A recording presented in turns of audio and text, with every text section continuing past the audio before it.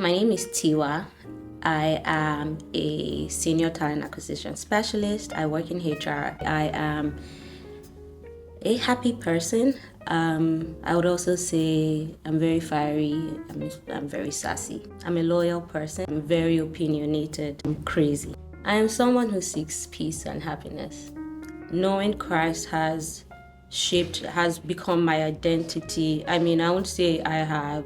It's always been a clear and straight relationship, but I would say that has just been what has had the most impact on my life so far. Jesus is the only way, the truth, and the life. I don't know any other thing. I don't believe any other thing, because I've experienced Christ for myself. I've seen him. I've seen Christ as in all facets, as my father, as a corrector, as a friend. So I that's my why. I struggle because being a person with strong opinions, I I kind of like think one way. And to be honest, I'm guarding my faith with all jealousy. I don't want to hear, I don't want to see, I don't want to think anything that would move me away from what I believe in, which is Jesus Christ and the gospel of Christ. So I'm really struggling also with allowing myself to see things from other perspective, especially if it comes on the boundary of faith and anything that could suggest another way of life aside the way of Christ. Once again, I think it just all comes down to I'm also allowing myself to see that the world is in black and white, giving myself grace. Now I find myself doing things that even I used to condemn 5 years ago, and I realized that maybe I've been a bit harsh to holding people up to their standards, and now being in that situation where once again you're beginning to see the world has so many turns, corners, colors. With risks, I try to be as calculated as, but I'm not a spontaneous person. I'm not going to go. I don't even watch movies in cinema without reading the plot. Like, nothing is coming to me by surprise. I think the biggest risk I've had to take was really moving to Canada. I had this whole grand plan. I'm working towards it financially, mentally, and all these aspects of life. But, things didn't go according to my plan. Packing my bags to a country where I knew absolutely no one. I didn't even have that opportunity to transition. Like, I was coming straight from my old job to my new job. I literally moved to Canada way before I planned to, and that was because I got an opportunity here, and just having to dive into it, start figuring things out. In fact, I did not even pack up my things. I literally came with half a suitcase for an interview. I got the job and I stayed back. So having to start to figure everything out and be a big girl, I'll say, without any support. They had the support of family and friends, but it's all virtual support. So that's been my biggest risk so far. I'm a crier, so I take time to allow myself to grieve the the future I thought it was going to be, or what I thought that was going to pan out to be.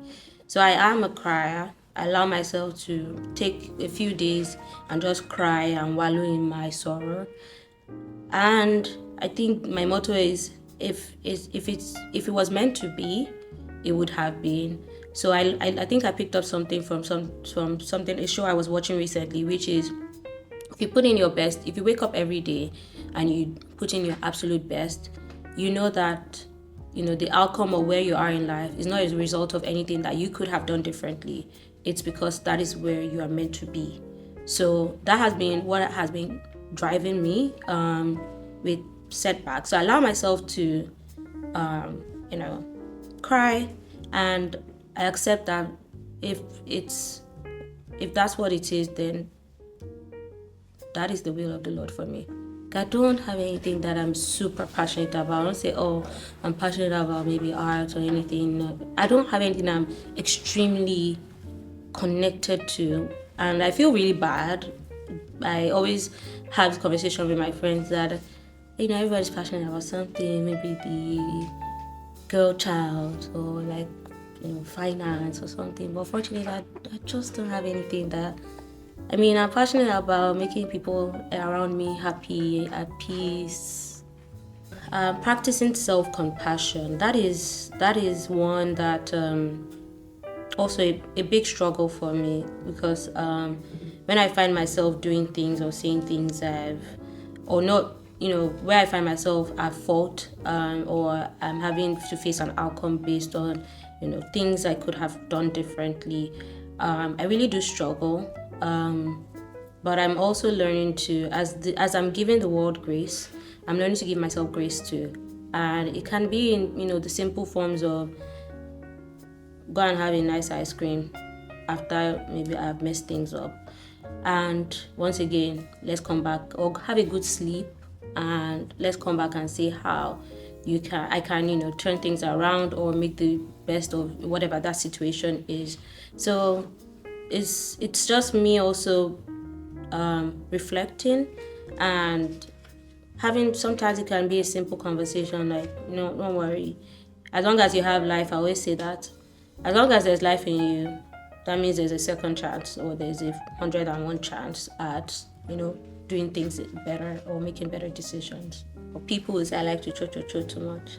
So it's really the habit of not always having to express myself, say what I'm going through, say as I feel in that moment, to sit down on things and think things through, process my thoughts inwardly than always have to express. So that's a habit that I'm working on, and I think I'm making progress there.